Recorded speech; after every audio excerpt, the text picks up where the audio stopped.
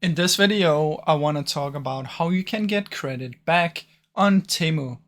Now, currently, the only two ways that you can get credit back is if there is a return or if there is a price adjustment. So, if you do a return or a refund, you can get it back as credit. And the way you do this is simply head over to your orders, find the order, and then click return or refund, depending on which one you're doing.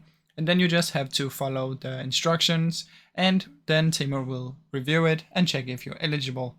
Now, the second one is a price adjustment, and that is when a Temu order drops a lot in price after you already bought it. Then you might be able to do a price adjustment just by coming in orders, click on it and select price adjustment, and then you can get the difference paid in credits. So these are currently the only two ways that you can do this besides using the affiliate program. So I really hope you enjoyed this short video. If you did, please leave a like and subscribe, as it helps me out a ton. Thank you so much for watching.